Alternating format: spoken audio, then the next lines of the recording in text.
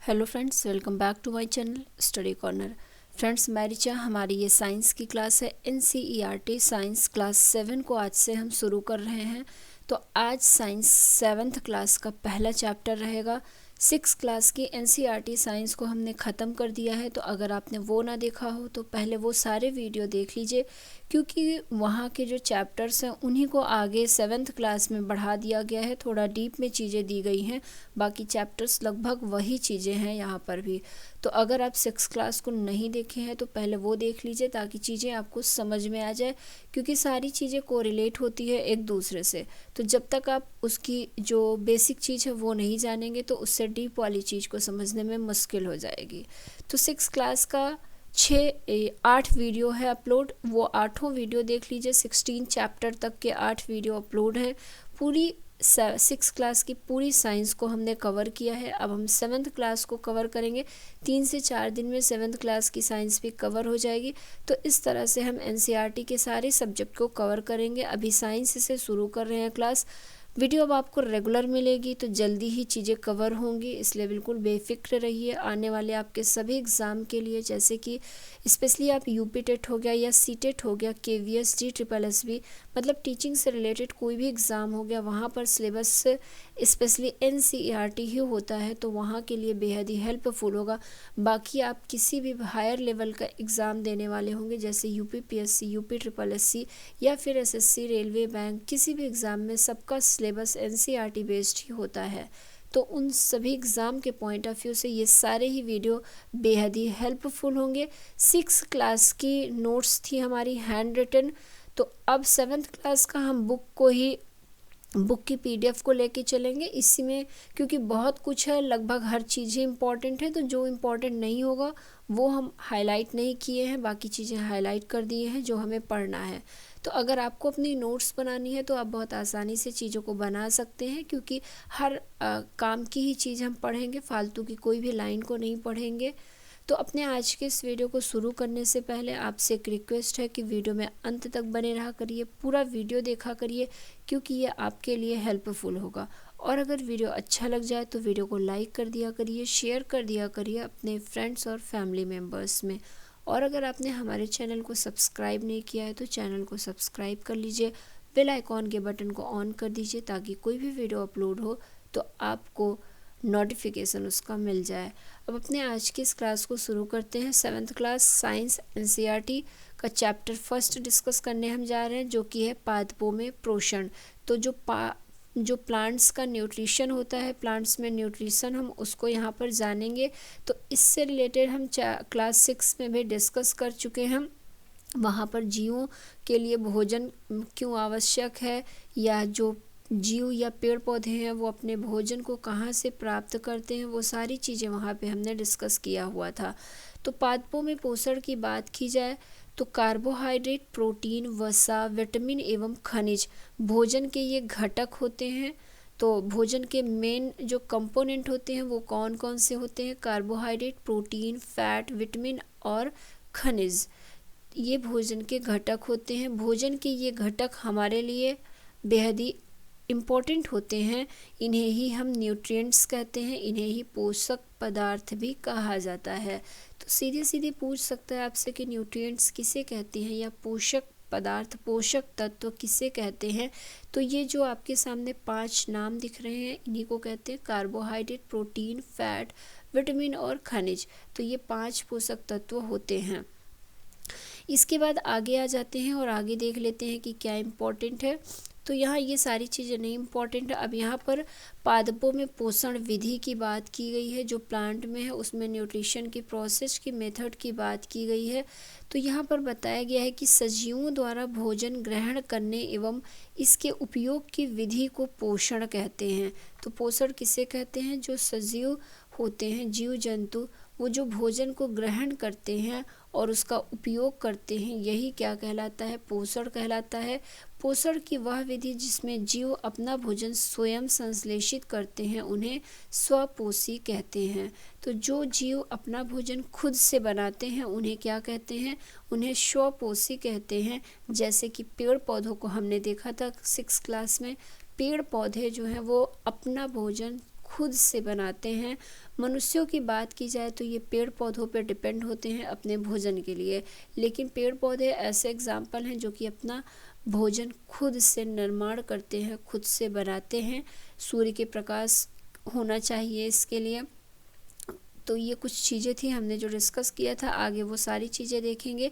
तो यहाँ पे फिलहाल बताया गया है कि स्वपोषी किसे कहते हैं। तो स्व, इन दोनों को तोड़ा जाए तो स्व का मतलब खुद से होता है या खुद के लिए होता है। तो जो खुद से अपना भोजन बनाए उन्हें ही क्या कहेंगे, स्वपोषी कहेंगे। तो अतः यहाँ पर बताया गया है, अतः ऐसे पादपों को स्वपोषी कहते हैं। तो जो स्वपोषी पादप या स्वपोषी प्लांट किसे कहेंगे, जो अपना भोजन खुद से बनाएं। जंतु एवं अधिकतर अन्य जीव पादपों द्वारा संश्लेषित भोजन ग्रहण करते हैं, इन्हें विषमपोषी कहते हैं। तो जो जीव अपना भोजन खुद से नहीं बनाते हैं, ये अपने भोजन के लिए दूसरों पर डिपेंड होते हैं, जैसे कि ये जो जंतु हैं, मनुष्य हैं, ये अपने भोजन के लिए पेड़ पौधों पर डिपेंड होते हैं। तो इन्हें क्या कहेंगे, ऐसे जीवों को, ऐसे मनुष्यों को विषमपोषी कहा जाता है। तो यहाँ पर हमने स्वपोषी जाना और विषमपोषी जाना, तो ये इम्पॉर्टेंट है, यहाँ से सीधे सीधे क्वेश्चन बन जाता है। अब आगे आते हैं और आगे फोटोसिंथेसिस के बारे में दिया हुआ है। फोटोसिंथेसिस के बारे में काफ़ी अच्छे से हमने 6th क्लास में भी देखा हुआ था। यहाँ भी फोटोसिंथेसिस के बारे में है, जो कि एक प्रोसेस होती है पेड़ पौधों के भोजन बनाने की। तो यहाँ पर बताया गया है कि पत्तियाँ पादप की खाद्य फैक्ट्रियाँ होती हैं, मतलब जो पौधे की पत्तियाँ, लीव्स होती हैं, यही पूरे प्लांट में भोजन बनाने का कार्य करती हैं। तो पूरे प्लांट को जो खाद्य पदार्थ प्रोवाइड होता है वो इन्हीं पत्तियों के माध्यम से ही मिलता है। तो इसलिए जो पत्तियां होती हैं इन्हें पादप की खाद्य फैक्ट्री कहा जाता है, प्लांट की खाद्य फैक्ट्री कहते हैं। पादपों में खाद्य पदार्थों का संश्लेषण उनकी पत्तियों में होता है, अतः सभी कच्चे पदार्थ उन तक पहुंचने चाहिए। मृदा में उपस्थित जल एवं जो खनिज जड़ द्वारा अवशोषित किए जाते हैं तथा तने के माध्यम से पत्तियों तक पहुंचाए जाते हैं। पत्ती की सतह पर उपस्थित जो सूक्ष्म इसमें छिद्र होते हैं, आगे है लिखा हुआ, पत्ती की सतह पर उपस्थित सूक्ष्म रंध्रों द्वारा वायु में उपस्थित कार्बन डाइऑक्साइड प्रवेश करती है। यह रंध्र द्वार कोशिकाओं द्वारा घिरे होते हैं, ऐसे छिद्रों को रंध्र कहते हैं। तो यहाँ पे जो पोर्स होते हैं पत्तियों में, उनकी बात की जा रही है, या इन्हें स्टोमेटा भी कहा जाता है। पत्तियों में जो पोर्स उपस्थित होते हैं, तो इसी के द्वारा पत्तियां क्या करती हैं, ये वायु में जो कार्बन डाइऑक्साइड उपस्थित होता है इसे ग्रहण करती हैं। तो भोजन बनाने के लिए बेसिकली इनको किन किन चीज़ों की ज़रूरत होती है वो बताया गया है। तो इन्हें कार्बन डाइऑक्साइड की ज़रूरत होती है जो कि ये इन्वायरमेंट से लेती हैं। उसके बाद इन्हें सूर्य के प्रकाश की ज़रूरत पड़ती है जो कि सूर्य से मिल जाता है, और पानी जो हो गया और कुछ खनिज हो गया वो जड़ों द्वारा ये भूमि से अवशोषित कर लेती हैं। तो जड़ों द्वारा जब ये जल और कुछ खनिज तत्वों को भूमि से अवशोषित करती हैं तो ये तने के माध्यम से तना क्या करता है, इन चीज़ों को जड़ों से लेता है और यह पत्तियों तक पहुंचाता है। तो इस तरह से पत्तियों में उपस्थित ये जो रंध्र होते हैं, जो स्टोमेटा होते हैं, ये सारी चीज़ें क्या करते हैं, भोजन को बनाने का कार्य करते हैं। तो जल एवं खनिज वाहिकाओं द्वारा पत्तियों तक पहुंचाए जाते हैं। तो यहाँ वाहिकाओं को भी जाना जाए तो जाइलम होता है और इसमें फ्लोएम होता है। पौधे के तने में जाइलम क्या करता है, ये जड़ से जल हो गया और खनिज तत्व इनको एब्जॉर्ब करेगा, इनको अवशोषित करेगा और पत्तियों तक ट्रांसफ़र करता है जाइलम। और फ्लोएम की बात की जाए तो फ्लोएम क्या करता है, जब पत्तियां खाना भोजन बना लेती हैं तो उस भोज्य पदार्थ को फ्लोएम जो है अपनी वाहिकाओं के माध्यम से पूरे पौधे को खाद्य पदार्थ पहुंचाने का कार्य करता है। तो कई बार ये भी क्वेश्चन पूछ लेता है जाइलम और फ्लोएम का कार्य क्या होता है। तो जाइलम जल इत्यादि को पत्तियों तक पहुंचाता है और फ्लोएम पत्तियों से भोज्य पदार्थ को पूरे पौधों तक पहुंचाने का कार्य करता है। यहाँ पर वही वाहिकाओं का नाम दिया हुआ है। वाहिकाओं के अंतर्गत मतलब वेशल्स की बात की जा रही है, तो वेशल्स 2 टाइप के होते हैं प्लांट में, एक जाइलम होता है और दूसरा फ्लोएम होता है। तो यही चीज़ यहाँ पर लिखा गया है। जल एवं खनिज वेशल्स द्वारा पत्तियों तक पहुँचाए जाते हैं। ये वेसल्स नली के समान होती है तथा जड़, तना, शाखाओं एवं पत्तियों तक फैली होती है। पोषकों की पत्तियों तक पहुंचाने के लिए ये वाहिकाएं जो हैं एक सतत मार्ग बनाती हैं। तो ये थोड़ा सा वेसल्स के बारे में था। अब आगे आते हैं और आगे देखते हैं कि आगे क्या है।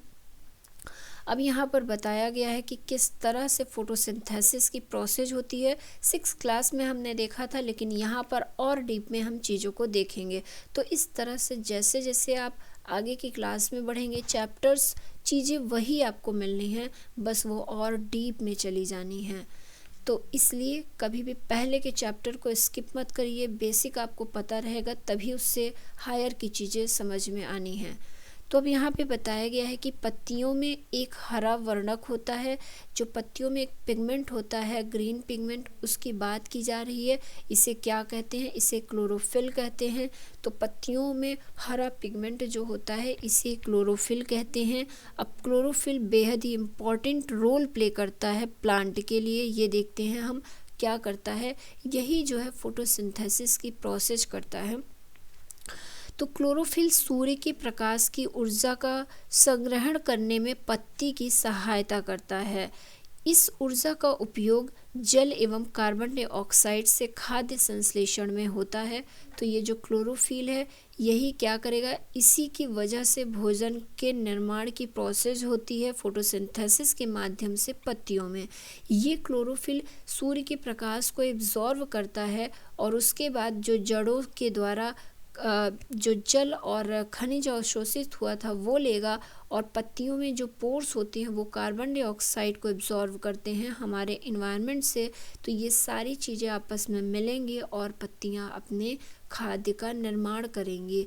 तो वही चीज़ लिखा है, इस ऊर्जा का उपयोग जल एवं कार्बन डाइऑक्साइड से खाद्य संश्लेषण में होता है, क्योंकि खाद्य संश्लेषण सूर्य के प्रकाश की उपस्थिति में होता है, इसीलिए इसे प्रकाश संश्लेषण कहते हैं। मतलब इसी प्रोसेस को क्या कहते हैं? फोटोसिंथेसिस कहते हैं। यहाँ देखिए, ये एक जो डायग्रामेटिक स्ट्रक्चर है, केमिकल फॉर्मूला है फोटोसिंथेसिस का, वो बताया गया है। कार्बन डाइऑक्साइड और जल, ये 2 चीज़ इम्पॉर्टेंट होती है। इसके बाद सूर्य का प्रकाश और क्लोरोफिल, ये 4 चीज़ें आपस में मिलती हैं तो क्या निर्माण होता है? कार्बोहाइड्रेट, जो कि भोज्य पदार्थों का भोजन होता है। मतलब भोज्य पदार्थों का जो भोजन निर्मित होता है वो कार्बोहाइड्रेट के रूप में होता है। और ऑक्सीजन का भी निर्माण इसी फोटोसिंथेसिस के माध्यम से होता है। तो ऑक्सीजन हमें पेड़ पौधों की वजह से मिलता है, जिसे हम लेते हैं और हमारा जीवन संभव है। तो ये पत्तियां ही इन दोनों चीज़ों को निर्मित करती हैं। वो खुद के लिए भोजन और हमारे लिए ऑक्सीजन का निर्माण करती हैं। तो यहाँ पर अब आ जाइए, हम प्रकाश संश्लेषण कहते हैं, ये प्रोसेस देख लिया। अब आगे लिखा गया है कि अतः क्लोरोफिल सूर्य का प्रकाश, कार्बन डाइऑक्साइड और जो है वो जल, कार्बन डाइऑक्साइड एवं जल प्रकाश संश्लेषण के लिए आवश्यक होता है। तो बेहद ही इम्पॉर्टेंट ये पॉइंट है। इसे आप जहाँ भी नोटबुक में अपने नोट कर रहे होंगे वहाँ बिल्कुल इसको मोस्ट इम्पॉर्टेंट, वेरी इंपॉर्टेंट करके लिख लीजिए, क्योंकि सीधे सीधे ये क्वेश्चन बनता है कि प्रकाश संश्लेषण के लिए, फोटोसिंथेसिस के लिए क्या इम्पॉर्टेंट चीज़ें होती हैं। तो हमने देखा फोटोसिंथेसिस के लिए कार्बन डाइऑक्साइड, जल हो गया, क्लोरोफिल हो गया और सूर्य का प्रकाश जरूरी होता है। अब आगे आते हैं, यहाँ पर लिखा हुआ एक लाइन और देख लीजिए। अतः सभी जीवों के लिए सूर्य जो है वह ऊर्जा का चरम स्रोत होता है। तो सूर्य जो है ऊर्जा का बेहद ही इम्पॉर्टेंट रोल प्ले करता है सभी जीवों के लिए, चाहे वो पेड़ पौधे हों, चाहे जंतु हों और चाहे मनुष्य हों। अब आगे प्रकाश संश्लेषण के ही बारे में बताया गया है कि प्रकाश संश्लेषण न होने की स्थिति में पादपों का अस्तित्व ही नहीं रहेगा, क्योंकि जैसे हमें आपको भोजन नहीं मिलेगा तो हम जीवित नहीं रह सकते हैं, हमें आपको ऑक्सीजन नहीं मिलेगा तो हम जीवित नहीं रह सकते हैं। उसी तरह से प्रकाश संश्लेषण अगर ना हो तो ना ही प्लांट का अस्तित्व रहेगा, ना ही हम जीवों का, क्योंकि प्रकाश संश्लेषण के द्वारा प्लांट अपने लिए भी जीवन का निर्माण कर रहा है, अपने लिए भोजन बना के और हमारे लिए ऑक्सीजन बना के ऑक्सीजन का निर्माण कर रहा है। तो कहा जाए तो यहाँ तो लिखा है पादपों का अस्तित्व तो नहीं होगा, लेकिन सही मायने में देखा जाए तो अगर प्रकाश संश्लेषण की प्रोसेस ना हो तो पादपों के साथ साथ हम जीवों का भी कोई अस्तित्व नहीं होगा। तो यहाँ पर आगे लिखा भी है, सभी जीवों का अस्तित्व प्रत्यक्ष और परोक्ष रूप से पादपों द्वारा निर्मित भोजन पर ही निर्भर करता है। इसके अतिरिक्त सभी जीवों के लिए ऑक्सीजन भी प्रकाश संश्लेषण के दौरान ही निर्मित होती है। प्रकाश संश्लेषण की अनुपस्थिति में पृथ्वी पर जीवन की कल्पना असंभव है। तो फोटोसिंथेसिस और प्लांट, इन दोनों के बिना ही हमारे इस पृथ्वी पे जीवन मुमकिन ही नहीं है। तो इसलिए पेड़ पौधों की रक्षा करिए, वो आपके जीवन देने का कार्य करते हैं, उनका उपकार मानिए जो आपको जीवन दिए हुए हैं। तो पृथ्वी पर प्रकाश संश्लेषण की अनुपस्थिति के बिना किसी भी जीव का जीना संभव नहीं है। अब आगे लिखा गया है कि प्रकाश संश्लेषण के दौरान पत्ती की क्लोरोफिल युक्त कोशिकाएं जो हैं वो और सूर्य के प्रकाश की उपस्थिति में कार्बन डाइऑक्साइड एवं जल से कार्बोहाइड्रेट का संश्लेषण करती हैं। अब वही चीज़ें हैं फोटोसिंथेसिस की प्रोसेस, बार बार ये सारी चीज़ें आपको बताई जा रही हैं ताकि बिल्कुल दिमाग में बैठ जाए कि फोटोसिंथेसिस की प्रोसेस होती क्या है और इसमें क्या क्या इम्पोर्टेंट होता है। हम चीज़ों को उस तरह से समझेंगे कि जो साइंस फील्ड के बच्चे नहीं हैं, अगर वो भी वीडियो देखें तो उनको भी आसानी से चीज़ें समझ में आ जाएं। तो बार बार उन चीज़ों पर फोकस करेंगे जो इम्पोर्टेंट होता है, जैसे कि फोटोसिंथेसिस की प्रोसेस इम्पोर्टेंट होती है। अब आगे बताया गया है कि यहाँ पर ऑक्सीजन जो है वो निकलती है, कार्बोहाइड्रेट अंततः स्टार्च में परिवर्तित हो जाता है। तो ये जो पत्तियाँ कार्बोहाइड्रेट बनाती हैं, ये क्या होता है, ये स्टार्च के रूप में परिवर्तित होके हो जाता है। पत्ती में स्टार्च की उपस्थिति जो है फिर ये स्टार्च के रूप में संचित हो जाता है पत्तियों में, और इसे ही जो पेड़ पौधे हैं वो भोज्य के रूप में यूज करते हैं। तो पत्ती में स्टार्च की उपस्थिति प्रकाश संश्लेषण प्रक्रम का संपन्न होना दर्शाती है। तो स्टार्च के निर्मित होने से ये प्रूफ हो जाता है कि प्लांट में फोटोसिंथेसिस की प्रोसेस हो चुकी है। स्टार्च भी एक प्रकार का क्या है, कार्बोहाइड्रेट है। अब यहाँ पे इमेज दिया हुआ है, ये इमेज देख लीजिए। क्लोरोफिल युक्त कोशिकाएं यहाँ पर दिखाई गई हैं। ये एक पत्ती को काटा गया है, वहाँ पर ये क्लोरोफिल की सेल्स जो हैं वो दिखाई गई हैं। और यहाँ पर ये बीच बीच में देखिए पोर्स हैं, जिसे स्टोमेटा भी कहा जाता है। तो ये चीज़ें हैं हमारी पत्ती की, एक स्ट्रक्चर है, उसका इंटरनल स्ट्रक्चर है और वो दिखाया गया है। ये इस तरह से ये एक पत्ती है, फिर इसका ये काटा गया है, यहाँ पर भी दिखाया गया। बाकी ये जो माइक्रोस्कोपिक स्ट्रक्चर है इसे कहते हैं, ये माइक्रोस्कोपिक स्ट्रक्चर यहाँ पे दिखाया गया है। अब आगे वही चीज़ें आपको इमेज के माध्यम से भी बताई गई हैं। फोटोसिंथेसिस की प्रोसेस हमने देखिए, फोटोसिंथेसिस को एक बार शब्दों में देखा, फिर उसके केमिकल फॉर्मूले और स्ट्रक्चर के रूप में देखा। अब यहाँ पर एक डायग्राम के रूप में भी वही चीज़ बताई गई है। ये एक प्लांट है, इसकी पत्ती है, इस पत्ती ने क्या किया, सूर्य, इस पत्ती में क्या प्रेजेंट है, क्लोरोफिल उपस्थित है। पत्तियों में क्लोरोफिल होता है।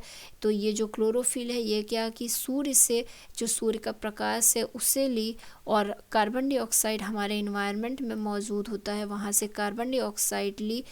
इसके बाद क्या कि ये जड़ें जो है मिट्टी से जल और खनिज को अवशोषित किए और पत्तियों तक पहुँचाए। ये सारी चीज़ें मिलकर क्या बन गई, हमारे लिए ऑक्सीजन का निर्माण हुआ। और पेड़ पौधे अपने लिए क्या किए, अपने लिए कार्बोहाइड्रेट का निर्माण कर लिए, स्टार्च का निर्माण कर लिए। तो इस तरह से अगर आपको कभी लिखना हो तो केमिकल फॉर्मूला भी दीजिए उसका, और इस तरह से डायग्राम भी बना के चीज़ों को समझाएंगे तो ज़्यादा आसानी से समझ में आएगी और नंबर भी काफ़ी अच्छा इससे मिलता है। अब इसके बाद आगे आ जाते हैं, यहाँ पर कुछ चीज़ हाईलाइट है, इसको देख लेते हैं। पत्तियों के अतिरिक्त पादपों के दूसरे हरे भागों जैसे कि हरे तने एवं हरी शाखाओं में भी प्रकाश संश्लेषण होता है। तो अगर आपसे कभी भी पूछे कि प्रकाश संश्लेषण या फोटोसिंथेसिस की जो प्रोसेस है वो सिर्फ पत्तियों में होती है, तो नहीं, सिर्फ वो पत्तियों में नहीं होती, वो प्लांट के और बाकी जो हरे भाग होते हैं उनमें भी हो सकती है, जैसे कि उसके तने में हो सकती है, उसकी हरी शाखाओं में भी हो सकती है।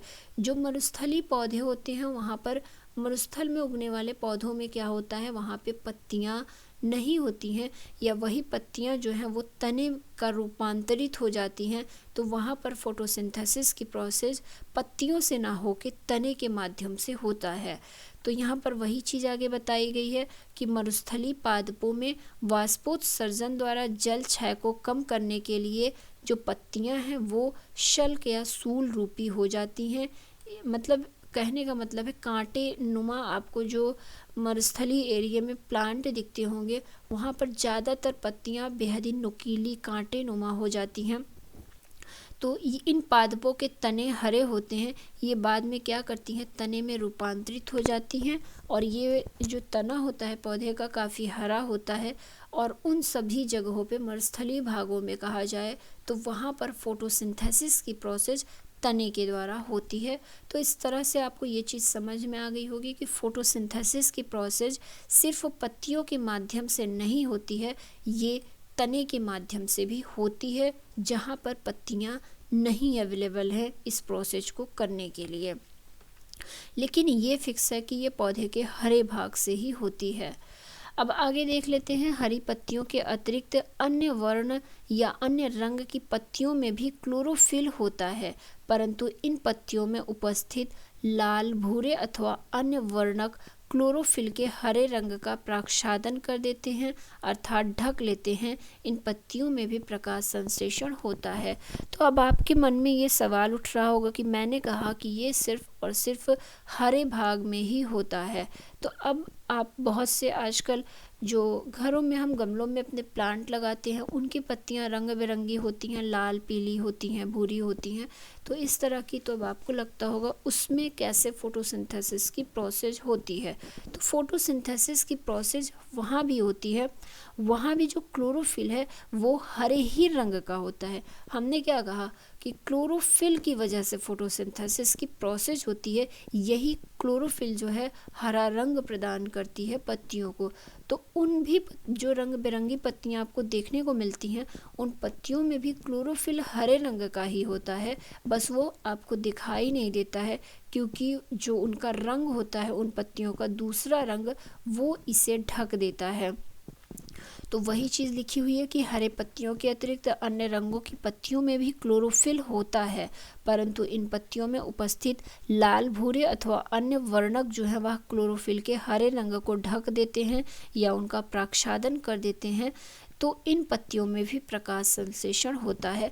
तो प्रकाश संश्लेषण तो हर पौधे में होगा, ये आप समझ लीजिए, चाहे वो लाल हो, काला हो, पीला हो, कोई भी रंग का हो। फोटोसिंथेसिस, अगर वो जिंदा है प्लांट तो फोटोसिंथेसिस मतलब उसमें हो रहा है। तो सोचने वाली अब यही बात रहती है कि फोटोसिंथेसिस उसमें हो कहाँ रहा है, कैसे हो रहा है, लेकिन फोटोसिंथेसिस हो रहा है, ये फिक्स है।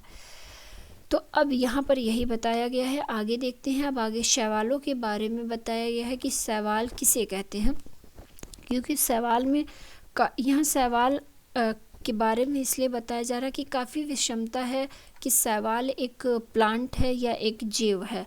तो अब हम यहाँ पर प्लांट को देख रहे हैं तो इसलिए शैवाल का जिक्र करना काफ़ी इम्पॉर्टेंट हो जाता है, क्योंकि शैवाल एक प्लांट होता है, एक पादप होता है, ना कि एक जीव होता है। अक्सर इसे लोग जीव की संज्ञा दे देते हैं। तो अब यहाँ पर देखते हैं, आपने क्या देखा होगा कि आपके घर के आसपास जो तालाब होता है वहाँ पर बारिश के टाइम पे देखें तो उस तालाब के पानी में ऊपर ऊपर ग्रीन ग्रीन काई की तरह चीज़ें उगाती हैं, या घरों में ही जहाँ भी पानी लगा हुआ है, जैसे छतों पर हो गया या आंगन में जहाँ थोड़ा सा पानी रुकने की व्यवस्था है या पानी लग जाता है, तो वहाँ पे आप क्या देखेंगे कि कुछ टाइम बाद क्या होता है, उसमें ग्रीन ग्रीन एक परत बन जाती है। तो वो क्या होती है, वो यही शैवाल होती है। तो यही चीज़ यहाँ पे लिखी हुई है कि गीली दीवारों पर तालाब अथवा ठहरे हुए जलाशय में जो हरे रंग की काई जैसी चीज़ें दिखती हैं, इन्हें लोग क्या कहते हैं, कुछ जीवों की वृद्धि के कारण बनते हैं, इन्हें शैवाल कहते हैं। तो शैवाल एक प्लांट होता है, ये जानिएगा, और ये कैसे उगता है ये चीज़ें हम देख लिए हम। इनका रंग हरा क्यों होता है, इसमें क्लोरोफिल होता है जिसके कारण ये हरे दिखाई देते हैं। तो अब जो सवाल है, ये एक प्लांट है और हमने कहा कि सभी प्लांट में क्या होता है, फोटोसिंथेसिस की प्रोसेस होती है। फोटोसिंथेसिस की प्रोसेस प्लांट के क्लोरोफिल वाले पार्ट में होती है, क्लोरोफिल में होती है बेसिकली। तो क्लोरोफिल ही जो है वो पौधे को हरा रंग प्रदान करता है, पत्तियों को हरा रंग प्रदान करता है। तो मतलब कहने का है कि वो जो आपको काई जैसी हरी हरी चीज़ें दिखती हैं, वो क्लोरोफिल के कारण ही वो हरा रंग आपको दिखाई देता है। तो इसका मतलब है कि उसमें भी फोटोसिंथेसिस की प्रोसेस हो रही है, तभी वो ग्रो करते हैं। देखिए, अगर कोई तालाब है तो कुछ टाइम बाद देखिए पूरे तालाब का पानी ग्रीन ग्रीन उस लेयर से ढक जाता है। तो वो क्या है, वो एल्गी है, और वो ग्रीन पार्ट क्या होता है, वो क्लोरोफिल के कारण ही वो हरा दिखाई देता है। और ये भी एल्गी भी फोटोसिंथेसिस के द्वारा अपना भोजन स्वयं बनाते हैं। तो ये तो था एल्गी के बारे में। अब यहाँ पर ऊपर एक इमेज छूट गई थी आपको दिखाने को, ये भी देख लीजिए। यहाँ पर ये जो पौधे की रंग बिरंगे पत्तियों के पार्ट हैं वो दिखाया गया है, विभिन्न रंगों की पत्तियों को। तो ये चीज़ें जो घरों में आजकल गमले में प्लांट लगाया जाता है, उनमें आपको ऐसी पत्तियां देखने को मिल जाएंगी। तो इन सभी पत्तियों में क्लोरोफिल होता है, और क्लोरोफिल होता है लेकिन वो इनके कलर की वजह से दिख नहीं पाता, ढक जाता है। तो ये पत्तियां भी फोटोसिंथेसिस का कार्य करती हैं। तो एग्जामिनर आपसे किसी भी तरह से क्वेश्चन पूछ लेता है तो हर तरह से आपको चीज़ें पता होनी चाहिए। तो अब हो गया, इसमें भी क्लोरोफिल होता है जिसके कारण ये हरे दिखाई देते हैं। शैवाल भी प्रकाश संश्लेषण द्वारा अपना भोजन स्वयं बनाते हैं। ठीक है, अब आगे बढ़ते हैं। पादपों में कार्बोहाइड्रेट के अतिरिक्त अन्य खाद्यों का संश्लेषण। यहाँ पर बताया गया है कि प्रकाश संश्लेषण प्रक्रम द्वारा जो पौधे होते हैं वो कार्बोहाइड्रेट का संश्लेषण करते हैं। तो कार्बोहाइड्रेट का वो निर्माण करते हैं फोटोसिंथेसिस की प्रोसेस के थ्रू, ये हमने ऊपर देख लिया है। कार्बोहाइड्रेट कार्बन, हाइड्रोजन एवं ऑक्सीजन से बनते हैं। तो कार्बोहाइड्रेट के कंपोनेंट की बात की जाए तो कार्बोहाइड्रेट इसके नाम से निकल भी रहा है। तो कार्बो से कार्बन हो गया, हाई से हाइड्रोजन हो गया, और ड्रेट से ऑक्सीजन हो गया। तो कार्बोहाइड्रेट बेसिकली कार्बन, हाइड्रोजन और ऑक्सीजन से मिलकर बना होता है। इनका उपयोग खाद्य के अन्य घटकों के संश्लेषण में भी होता है, परंतु जो एक प्रोटीन होती है वो क्या होती है, वो नाइट्रोजनी पदार्थ होती है जिसमें कार्बन, ऑक्सीजन एवं हाइड्रोजन के अतिरिक्त नाइट्रोजन भी होता है। तो कार्बोहाइड्रेट में कार्बन, हाइड्रोजन एवं ऑक्सीजन होता है, ये बताया गया है। और दूसरा जो खाद्य घटक प्रोटीन होता है उसमें कार्बन, हाइड्रोजन, ऑक्सीजन के अतिरिक्त नाइट्रोजन भी होता है। तो ये कंपोनेंट भी कई बार पूछ लेता है कि प्रोटीन किन कंपोनेंट से मिलकर बना होता है, किन पदार्थों से मिलकर बना होता है, या कार्बोहाइड्रेट। तो दोनों चीज़ों का सेम कंपोनेंट है, सिर्फ जब प्रोटीन की बात आएगी तो वहाँ पर नाइट्रोजन ऐड हो जाएगा। तो इस तरह से चीज़ें बिल्कुल एक दूसरे से कंपेयर करके क्लियर करते जाइए, एक दो बार वही चीज़ बोलिए तो दिमाग में बैठ जाएगा। अब बताया गया है कि वायु में नाइट्रोजन गैसीय अवस्था में प्रचुर मात्रा में पाई जाती है। तो हमने अपने कल की ही क्लास में जब एयर कंपोनेंट को देखा था तो उसमें देखा था कि सबसे ज़्यादा मात्रा में हमारे इन्वायरमेंट में नाइट्रोजन प्रेजेंट होता है। अब आप कमेंट करके बताएंगे कि मैंने कितने % बताया था नाइट्रोजन को हमारे इन्वायरमेंट में। तो यहाँ पर वही बताया गया है कि वायु में नाइट्रोजन जो है वो गैसीय अवस्था में बहुत ज़्यादा मात्रा में पाया जाता है, परंतु प्लांट इसका अवशोषण इसी रूप में नहीं करते हैं। तो जो हमारे इन्वायरमेंट में नाइट्रोजन होता है, प्लांट उसको बिल्कुल डायरेक्ट हमारे इन्वायरमेंट से नहीं लेते हैं, उनका यूज डायरेक्ट नहीं करते हैं। मिट्टी में कुछ विशेष जीवाणु होते हैं, मिट्टी में कुछ जो बैक्टीरिया होते हैं जो गैसीय नाइट्रोजन को उपयोगी यौगिकों में परिवर्तित कर मृदा में निर्मुक्त करते हैं। तो क्या होता है कि हमारी मिट्टी में कुछ जो बैक्टीरिया होते हैं वो क्या करते हैं, इन्वायरमेंट से इन नाइट्रोजन को एब्जॉर्व करते हैं, और उसके बाद वो बैक्टीरिया क्या करते हैं, इस नाइट्रोजन को कुछ उपयोगी यौगिकों में क्या करते हैं, उसको चेंज करते हैं और मृदा में छोड़ देते हैं, और फिर पेड़ पौधे क्या करते हैं, जड़ों के माध्यम से इसे अवशोषित कर लेते हैं। तो हमने जब अभी ऊपर बताया था कि पेड़ पौधे जड़ों के माध्यम से जल और कुछ खाद्य पदार्थों का अवशोषण करते हैं, कुछ चीज़ों का अवशोषण करते हैं, उसमें ये नाइट्रोजन भी होती है, लेकिन ये नाइट्रोजन वो डायरेक्ट इन्वायरमेंट से ना लेके मिट्टी से लेते हैं। और ये नाइट्रोजन मिट्टी में कैसे पहुंची, तो जो बैक्टीरिया मिट्टी में होते हैं वो इसे मिट्टी में डालने का कार्य करते हैं। इन्हें मतलब एक तरह से कहिए तो दूसरी उपयोगी तरह से चेंज करके इन्हें मिट्टी में करते हैं, डालते हैं, और मिट्टी से पेड़ पौधे से एब्जॉर्व करते हैं। तो अक्सर जो दलहनी फसलें हैं, दाल वगैरह, इनकी जड़ों में ये बैक्टीरिया पाए जाते हैं, ये जो कि नाइट्रोजन को अवशोषित करने का कार्य करते हैं। तो यहाँ पर बताया गया है कि वायु में नाइट्रोजन गैसीय अवस्था में प्रचुर मात्रा में पाई जाती है, परंतु प्लांट इसका अवशोषण एब्जॉर्प्शन इसी रूप में नहीं कर सकते हैं। मिट्टी में कुछ विशेष बैक्टीरिया होते हैं जो गैसीय नाइट्रोजन को उपयोगी यौगिकों में परिवर्तित कर मृदा में निर्मुक्त करते हैं। यह विलेय पदार्थ पादपों द्वारा जल के साथ अवशोषित कर लिए जाते हैं। तो ये चीज़ है। और यहाँ पर आगे बताया गया है कि किसान अपने खेतों में उर्वरक तथा जो खाद डालता है वो जिसमें नाइट्रोजनी पदार्थ की प्रचुरता होती है। इस प्रकार अन्य संगठनों के साथ पादपों की नाइट्रोजन की जो आवश्यकता होती है उसकी पूर्ति की जाती है। तो जो अगर मिट्टी में नाइट्रोजन कम मात्रा में है तो आपकी फसल अच्छी से नहीं उगेगी, ग्रो नहीं करेगी। तो किसान क्या करते हैं, जो मार्केट में खाद आती है या खुद से बनाई गई जो देसी खाद होती है उसका प्रयोग करते हैं, पेड़ पौधों पे डालते हैं। वो नाइट्रोजन उसमें प्रचुर मात्रा में होता है, तो नाइट्रोजन भी उपयोगी होता है पेड़ पौधों के लिए। इसके पश्चात पादप खाद्य के अन्य संगठकों जैसे कि प्रोटीन एवं वसा का भी संश्लेषण करते हैं।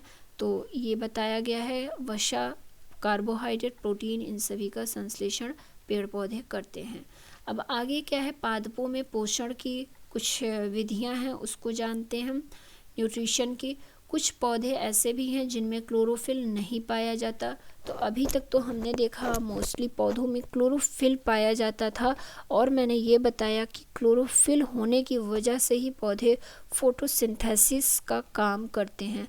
लेकिन अब दूसरा क्वेश्चन आगे यही बनता है कि मान लीजिए किसी पौधे में क्लोरोफिल नहीं हुआ, तब क्या होगा, तब वो पौधे कैसे अपना भोजन बनाएंगे और कैसे जीवित रहेंगे। तो वही चीज़ यहाँ पे बताई गई है कि कुछ पौधे ऐसे भी हैं जिनमें क्लोरोफिल नहीं पाया जाता, वे अपना भोजन जो है वो संश्लेषित नहीं कर सकते हैं, लेकिन वो फिर भी जीवित रहते हैं। तब वो जीवित कैसे रहते हैं, तब वो जीवित हम मनुष्यों की तरह रहते हैं। जैसे कि हम मनुष्य जीवित रहने के लिए अपना भोजन पेड़ पौधों से प्राप्त करते हैं, क्योंकि हमारे अंदर क्लोरोफिल नहीं होता और हम फोटोसिंथेसिस की प्रोसेस नहीं कर सकते। तो बिल्कुल उसी तरह से ये जो कुछ और पौधे होते हैं जिनमें क्लोरोफिल नहीं होता है, ये क्या करते हैं, ये दूसरे पौधों पर डिपेंड होते हैं, दूसरे पौधों से ये अपना पोषक पदार्थ लेते हैं। तो यहाँ पर अब आगे वही चीज़ें आपको बताई गई हैं। तो यहाँ पर तो विषम पोषी, मतलब अब ऐसे पौधे हो जाएं, ऐसे जीव हो जाएं, जीवों को विषम जीवी कहेंगे, विषम पोषी कहेंगे, ऐसे पौधों को। तो यही चीज़ बता दी गई है। मनुष्य और अन्य प्राणियों की तरह ये पादप भी अपने पोषण के लिए अन्य पादपों द्वारा निर्मित खाद्य पर निर्भर होते हैं। ये विषम पोषी प्रणाली का उपयोग करते हैं। अब कुछ एग्जाम्पल देख लिया जाए कि ऐसे पौधे कौन से होते हैं जिनमें क्लोरोफिल नहीं होता है और वो दूसरे पौधों से अपना भोज्य पदार्थ प्राप्त करते हैं। तो इसमें सबसे पहले अमरबेल का नाम लिया जाएगा। अमरबेल जो पौधा है, अमरबेल, इसमें क्लोरोफिल नहीं होता है। तो ये अमरबेल क्या करता है, इसमें क्लोरोफिल नहीं होता है, ये अपना भोजन उस पादप से प्राप्त करते हैं जिस पर ये आरोहित होते हैं। तो आप देखे होंगे ऐसे लताओं वाले पौधों को जो किसी पेड़ पर पूरी तरह से उस पेड़ को ही कवर कर लेते हैं, उसमें चढ़ जाते हैं और उन्हीं पेड़ पर सरवाइव करते हैं, उन्हीं पेड़ से अपना ये भोजन भी प्राप्त करते हैं। तो जिस पर ये आरोहित होते हैं, मतलब जिस पर ये रहते हैं वह पादप जो है वो परपोषी कहलाता है, क्योंकि वो इसको भोजन देने का कार्य कर रहा है। तो ये उस पर जिस पर ये आश्रित होते हैं, भोजन प्राप्त करते हैं, उन्हें परपोषी कहेंगे, और जिनसे ये भोजन लेते हैं उन्हें क्या कहेंगे, विषमपोषी कहेंगे। तो यहाँ पर अमरबेल का एग्जाम्पल लिया गया था, बताया गया है कि अमरबेल जैसे हो गया पादप परपोषी को अमूल्य पोषकों से वंचित करते हैं, अतः इन्हें परजीवी भी कहते हैं। अब ये एक तो दूसरे पेड़ पर आश्रित होते हैं, उनका पूरी तरह से ये भोजन का यूज करते हैं, तो उनके लिए, ऐसे पौधों के लिए ये परजीवी का कार्य करते हैं, क्योंकि सारे जो पोषक तत्व होते हैं ये उस पेड़ से ले लेते हैं, और उस पेड़ को जितना जरूरी पोषक तत्व होता है वो नहीं मिल पाता है। तो यहाँ पर एक इमेज दिखाई गई है आपको, एक ये पेड़ है जिस पर ये पूरी तरह से अमरबेल का प्लांट जो है इस पूरी पेड़ पे फैला हुआ है। इस पूरे पेड़ को आप देख रहे होंगे कवर कर लिया है, इसकी पत्तियां तक नहीं दिख पा रही हैं। तो ये एक अमरबेल का पौधा है, ये दूसरे पेड़ पर आश्रित है और भोजन को इस पौधे से प्राप्त कर रहा है। तो ये तो था आपका अमरबेल के बारे में। अब आगे आते हैं और आगे जानते हैं यहाँ पर, अब जीवों के बारे में जान लेते हैं। हमने परजीवी पादपों के बारे में तो जान लिया, मतलब परजीवी ऐसे जीव जो दूसरों पर निर्भर हों। अब यहाँ पर कुछ ऐसे पादप भी हैं जो कीटों को पकड़ते हैं तथा उन्हें भी खा जाते हैं। अब आपको बड़ा सरप्राइज लग रहा होगा कि पेड़ पौधे भी जीवों को खाते हैं, कीड़े मकोड़ों को खाते हैं। तो हाँ, एक ऐसा प्लांट है जो जीवों को भी खा लेता है, उनसे नाइट्रोजन प्राप्त करता है, अपने पोषक तत्व प्राप्त करता है। तो ऐसे पौधे की नाम की बात की जाए तो नाम को हम आगे देखेंगे, पहले इसके बारे में जानते हैं कि ये कैसे चीज़ों को खाने का कार्य करता है। तो ये पौधा है वो, ये पौधा क्या करता है, ये इसकी पत्तियां हैं जो यहाँ पर एक दिखाया गया है। ये इसकी पत्ती है, बिल्कुल घड़े की आकृति की होती है, घड़े की आकृति की पूरी होगी, इसमें ढक्कन भी होता है। ये क्या करता है, इसमें से कि स्पेशल टाइप की स्मेल निकलती है, जिससे कि जो कीड़े मकोड़े होते हैं वो उस स्मेल से आकर्षित हो जाते हैं और इस पत्ती पे आके बैठ जाते हैं। ये पत्ती क्या करती है, जैसे ही कोई भी कीड़ा मकोड़ा यहाँ पर बैठता है तो वो यहाँ पर ये अपना ढक्कन नुमा जो पत्ती है इसको बंद कर लेती है और वो कीड़ा इसके अंदर फंस जाता है और ये पत्ती उसका भक्षण कर लेती है। तो यहाँ पर बताया गया है इसके बारे में कि घड़े के समान दिखाई जाने वाली संरचना इसमें, ये वास्तव में क्या होती है, पत्ती होती है। तो ये ऐसे पौधे को क्या कहेंगे, कीट भक्षी पौधे कहते हैं। ठीक है, ये इसका नाम की बात की जाए तो इसे पिचर प्लांट कहते हैं, या हिंदी में घटपर्णी। घटपर्णी मतलब घट मतलब घड़ा होता है, पर्णी मतलब पत्ती होता है, तो घड़े की आकार की पत्ती घटपर्णी या पिचर प्लांट। पिचर प्लांट बहुत से एग्जाम में पूछा हुआ है, तो ध्यान रखिएगा। पिचर प्लांट ऐसा प्लांट होता है जो कीड़े मकोड़ों का भी भक्षण करने का कार्य करता है। तो यहाँ पर यही बताया गया है, जो चीज़ हमने आगे डिस्कस कर ली है, कि इसकी घड़े के समान दिखाई देने वाली संरचना वास्तव में इसकी पत्ती का रूपांतरित भाग है। पत्ती का शीर्ष भाग घड़े का ढक्कन बनाता है। घड़े के अंदर अनेक रोम होते हैं, अनेक रोए होते हैं जो नीचे की ओर ढलके रहते हैं, अर्थात अधोमुखी होते हैं। जब कोई जीव जो है इस पर बैठता है, जब कोई कीट घड़े में प्रवेश करता है तो यह उसके रोमों के बीच फंस जाता है। घड़े में उपस्थित जो पाचक रस होता है द्वारा कीटों का पाचन हो जाता है। कीटों का भक्षण करने वाले ऐसे प्लांट को क्या कहेंगे, कीट भक्षी पादप कहते हैं। तो यहाँ पर तो हो गया कीट भक्षी पादपों के बारे में भी। अब आगे मृत जीवी पादप किसे कहते हैं ये भी जान लीजिए। तो मृत जीवी मतलब ऐसे पादप जो निर्जीव चीज़ों से अपना भोजन प्राप्त करते हैं और उस पर सरवाइव करते हैं, उसी पे रहते हैं। ऐसे जीवों, ऐसे पौधों को मृत जीवी पौधे कहते हैं। जैसे मशरूम की बात की जाए तो मशरूम क्या होता है, ये एक प्लांट होता है। तो मशरूम ये काफ़ी इसमें प्रोटीन बहुत ज़्यादा मात्रा में होता है मशरूम में, तो आपकी हेल्थ के लिए भी ये काफ़ी इम्पॉर्टेंट होता है। तो यहाँ पे बताया गया है कि वर्षा के दिनों में वृक्षों की सड़ी गली टूटी टहनियों अथवा तनों या छाल पर छाते के समान संरचनाओं के गुच्छे आपको दिखाई देते होंगे।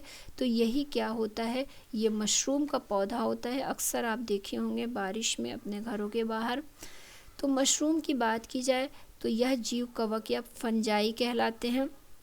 तो मशरूम को क्या कहा जाता है, इन्हें ही कवक या फंजाई कहते हैं। इनकी पोषण प्रणाली अथवा पोषण विधि भिन्न प्रकार की होती है। ये मृत एवं सड़ने वाली वस्तुओं की सतह पर कुछ पाचक रसों का स्राव करते हैं, जिससे वे विलयन रूप में परिवर्तित हो जाती हैं। विलयन रूप में परिवर्तित हो जाते हैं, तत्पश्चात वे इस विलयन का भोजन के रूप में अवशोषण करते हैं।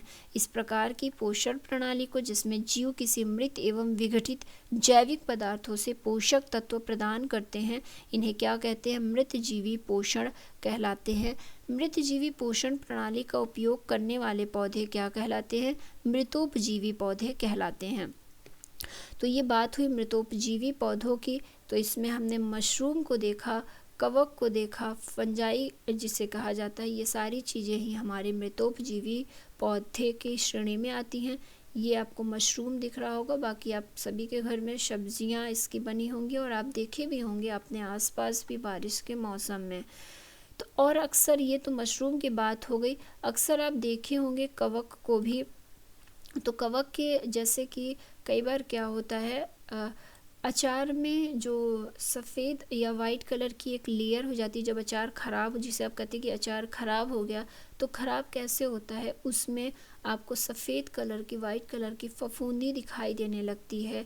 या कई बार आपके जो चमड़े के शूज़ होते हैं उसको आप बहुत दिन तक यूज ना करिए, स्पेशली बारिश के मौसम में चमड़े का अपना शूज़ देखेंगे तो उस पर भी वाइट कलर की एक लेयर बन जाती है। या कुछ कपड़ों में भी ये वाइट कलर की जो लेयर बन जाती है, यही कवक या फंजाई होते हैं। ये भी एक, ये कहाँ पर उगते हैं, ये उन स्थानों पे उगते हैं जो नम एवं उष्ण हो। कवकों की वृद्धि के लिए वर्षा ऋतु सबसे अच्छी परिस्थिति होती है। तो आप बारिश के मौसम में ये तो अपने घरों में भी कवक या फंजाई को देख सकते हैं। इसी कारण वर्षा ऋतु के दौरान अनेक वस्तुएं कवकों की वृद्धि के कारण खराब हो जाती हैं। जैसे कि आपके घरों में जो अचार बना होगा, बारिश के मौसम में उसको धूप दिखाना बेहद ही ज़रूरी होता है। अभी यहाँ पर एक ब्रेड की स्लाइस दी हुई है, ब्रेड खरीद के लाइए और उसको हफ्तों ना यूज करिए, ऐसे ही बाहर रख दीजिए, तो उसमें अभी आपको कवक देखने को मिल जाएगा। सामान्यतः कवकों के बीजाणु वायु में उपस्थित होते हैं। जब वे किसी ऐसे जैव पदार्थ अथवा उत्पाद पर बैठते हैं जो नम एवं उष्ण हो, तो वे अंकुरित होकर नए कवक को जन्म देते हैं। तो यहाँ पर बताया गया है कि कवक कैसे फैलते हैं या कैसे एक जगह से दूसरी जगह पे ग्रो करते हैं। अब कुछ जीव, यहाँ पर सहजीवी संबंध के बारे में बताया गया है कि कुछ जीव एक दूसरे के साथ रहते हैं तथा अपना आवास एवं पोषक तत्व एक दूसरे के साथ बांटते हैं। इसे सहजीवी संबंध कहते हैं। उदाहरण के लिए कुछ कवक वृक्षों की जड़ों में रहते हैं। वृक्ष कवक को पोषण प्रदान करते हैं। बदले में ये जो कवक होते हैं ये वृक्षों को जल एवं पोषक के अवशोषण में सहायता करते हैं। तो वृक्ष के लिए इस संबंध का विशेष महत्व होता है। सहजीवी संबंध कहने का मतलब यही है कि एक दूसरे को लाभ पहुंचाना, मतलब किसी की वजह से किसी को कोई हानि ना हो, बल्कि एक दूसरे की वजह से दोनों को लाभ हो। तो यही संबंध सहजीवी संबंध कहलाता है। लाइकेन कहे जाने वाले कुछ जीवों में दो भागीदार होते हैं। इनमें से एक शैवाल होता है और दूसरा कवक होता है। तो ऊपर हमने शैवाल और कवक को देखा। तो ये क्या होते हैं, ये लाइकेन की श्रेणी में आते हैं, इन्हें लाइकेन कहा जाता है। तो शैवाल में क्लोरोफिल उपस्थित होता है जबकि कवक में क्लोरोफिल नहीं होता है। तो कवक क्या करता है, शैवाल को रहने का स्थान, जल एवं पोषक तत्व प्रोवाइड करता है। बदले में शैवाल अब क्या करेगा, उसके लिए बदले में शैवाल प्रकाश संश्लेषण द्वारा संश्लेषित खाद्य कवक को देता है। तो इस तरह से शैवाल और कवक को आप देख रहे होंगे। तो ये दोनों ही एक दूसरे को चीज़ें प्रोवाइड कर रहे हैं, एक दूसरे की वजह से ये दोनों जी रहे हैं। तो यह सहजीवी संबंध का उदाहरण है और ऐसे जीवों को लाइकेन की श्रेणी में रखा जाता है। तो ये था, ये पूछता है कि लाइकेन के अंतर्गत क्या क्या आता है। तो शैवाल और कवक आते हैं। तो ये चीज़ें आपको ध्यान रखनी होंगी। अब और आगे बढ़ते हैं और आगे देख लेते हैं कि अब आगे क्या है हमारे पॉइंट में। अब आगे बताया गया है, चैप्टर काफ़ी लंबा हो रहा है लेकिन इसको हम ख़त्म ही करेंगे।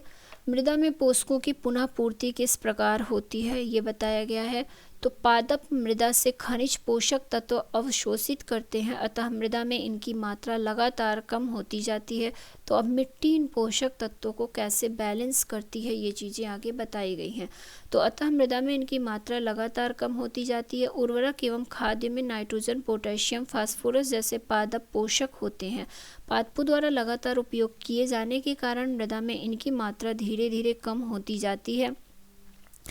इसीलिए मृदा को इन पोषक तत्वों से समृद्ध करने के लिए भूमि में उर्वरक तथा खाद मिलाने की आवश्यकता होती है।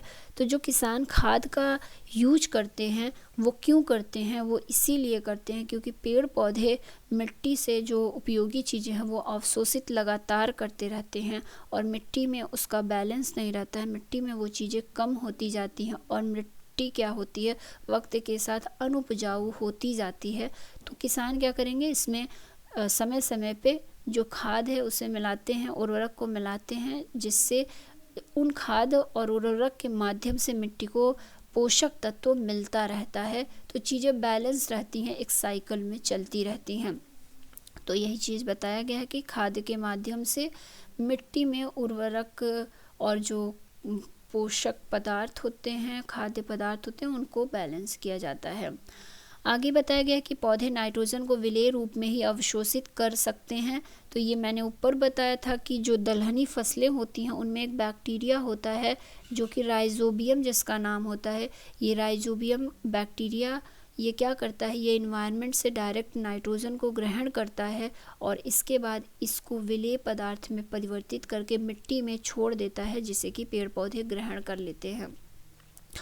अब देखिए यहाँ पे, अब ये राइजोबियम क्या किया, ये पेड़ पौधों के लिए तो नाइट्रोजन प्रोवाइड करने का कार्य कर रहा है। अब पेड़ पौधों से इसको न्यूट्रिशन भी मिल जाएगा, तो इस तरह से ये भी सहजीवी संबंध को शो करेगा। आगे यही चीज़ें लिखी हुई हैं कि पौधे नाइट्रोजन को विलेय रूप में ही अवशोषित कर सकते हैं। कुछ जीवाणु जो राइजोबियम कहलाते हैं वायुमंडलीय नाइट्रोजन को विलेय पदार्थों में परिवर्तित कर देते हैं, परंतु राइजोबियम अपना भोजन स्वयं नहीं बना सकते। ये चना, मटर, मूंग, सेम तथा अन्य फलीदार पादपों की जड़ों में रहते हैं तथा उन्हें नाइट्रोजन की आपूर्ति करते हैं। अधिकतर दालें फलीदार पादपों से प्राप्त होती हैं। इसके बदले में अब प्लांट क्या करता है, राइजोबियम जीवाणु को एक तो रहने की जगह दी अपने जड़ों में और उसके साथ साथ क्या करता है, खाद्य पदार्थ भी इन्हें देता है जीवित रहने के लिए। तो इनमें क्या हुआ, सहजीवी संबंध होता है। इस संबंध का किसानों के लिए विशेष महत्व होता है। अब आगे बताया गया है कि अधिकतर पादप स्वपोषी मतलब खुद से भोजन बनाने का कार्य करते हैं। केवल बहुत कम पादप ही अन्य पोषण प्रणाली अपनाते हैं, जैसे कि परजीवी और मृतोपजीवी। तो जो परजीवी और मृतोपजीवी होते हैं ये स्वपोषी नहीं होते हैं, ये पोषण की अन्य प्रणाली अपनाते हैं। तो ऊपर हमने देख भी लिया है कि ये मृत चीज़ों से या दूसरे पौधों से अपना भोजन को लेते हैं। तो जो परजीवी होते हैं ये दूसरे पौधों से अपने लिए भोजन की व्यवस्था करते हैं और जो मृतोपजीवी होते हैं ये सड़ी गली चीज़ों से अपने लिए भोजन की व्यवस्था करते हैं। तो यही चीज़ें लिखी हुई हैं। सभी प्राणी अपने भोजन के लिए पादप तथा अन्य प्राणियों पर निर्भर रहते हैं, अतः उन्हें विषम पोषी के रूप में समूहीकृत किया गया है। कीटभक्षी पौधे आंशिक विषम पोषी होते हैं। अब आगे ये इसकी समरी पूरी दी गई है जो हमने इस चैप्टर में पढ़ा कि सभी जीवों को खाद्य की आवश्यकता होती है, जिसका उपयोग वे अपनी वृद्धि एवं शरीर के रखरखाव के लिए तथा आवश्यक ऊर्जा प्राप्ति के लिए करते हैं। हरे पादप प्रकाश संश्लेषण प्रक्रम द्वारा अपना खाद्य स्वयं संश्लेषित करते हैं। हरे पादप कार्बन डाइऑक्साइड, जल एवं खनिज जैसे सरल रासायनिक पदार्थों का उपयोग खाद्य संश्लेषण के लिए करते हैं। प्रकाश संश्लेषण के लिए क्लोरोफिल एवं सूर्य का प्रकाश अनिवार्य रूप से आवश्यक होता है। तो ये चीज़ हमने देख लिया था। कार्बोहाइड्रेट जैसे जटिल रासायनिक पदार्थ प्रकाश संश्लेषण के ही फलस्वरूप निर्मित होते हैं। ये भी हमने फोटोसिंथेसिस की प्रोसेस के तहत देख लिया है। प्रकाश संश्लेषण के प्रक्रम में क्लोरोफिल की सहायता से पत्तियों द्वारा सौर ऊर्जा का संचयन किया जाता है। प्रकाश संश्लेषण में ऑक्सीजन उत्पादित होता है। इस ऑक्सीजन का उपयोग सभी जीवों द्वारा उनकी उत्तरजीविता के लिए किया जाता है। कवक की बात की गई है। अब कवक अपना भोजन मृत एवं अपघटित जैव पदार्थों से प्राप्त करते हैं, इसलिए कवक जो है वो क्या कहलाते हैं, मृतोपजीवी कहलाते हैं। अमरबेल पौधा जो है ये परजीवी कहलाता है, क्योंकि ये दूसरे पौधों की मदद से अपने लिए भोजन प्राप्त करता है। वे परपोषी पादप में अपना भोजन प्राप्त करते हैं। कुछ पादप एवं अन्य सभी जीव अपने पोषण हेतु दूसरे जीवों पर निर्भर होते हैं, अतः इन्हें विषमपोषी कहलाते हैं। तो इस तरह से ये चैप्टर फर्स्ट था क्लास 7th NCERT साइंस का, जो कि हमने ख़त्म कर लिया। सारी चीज़ें ख़त्म कर ली हैं, अब आगे सिर्फ प्रैक्टिस सेट है। तो ये इसका अलग से मैं कभी एक वीडियो बना दूंगी जिसमें सारे चैप्टर वाइज प्रैक्टिस सेट भी करवा दूंगी। तो दोस्तों वीडियो कैसा लगा हमें अपनी सजेशंस ज़रूर दिया करिए। जहाँ जो चीज़ें समझ में ना आई हो या जो चीज़ समझने में प्रॉब्लम आपको आ रही हो, कमेंट करके ज़रूर बताया करिए, ताकि अपने नेक्स्ट वीडियो में हम आपकी समस्याओं को सॉल्व कर सकें, और अगर हमें अपने में कोई सुधार करनी है तो वो भी कर सकें। वीडियो बेहद ही हेल्पफुल है आपके सभी एग्ज़ाम के लिए, इसलिए वीडियो से जुड़े रहिए। अच्छा लग जाए तो लाइक कर दिया करिए, शेयर कर दिया करिए अपने फ्रेंड्स और फैमिली मेम्बर्स में। और अगर आपने चैनल को सब्सक्राइब नहीं किया है तो चैनल को सब्सक्राइब कर लीजिए, बेल आइकॉन के बटन को ऑन कर दीजिए, ताकि कोई भी वीडियो अपलोड हो तो उसका नोटिफिकेशन आप तक पहुँच जाए। तो इस तरह से हमने आज चैप्टर फर्स्ट को ख़त्म किया, कल चैप्टर सेकेंड को। इस तरह से हम सारे चैप्टर को ख़त्म करेंगे 7th क्लास की साइंस का। अपने नेक्स्ट वीडियो में हम फिर से मिलते हैं, तब तक के लिए धन्यवाद।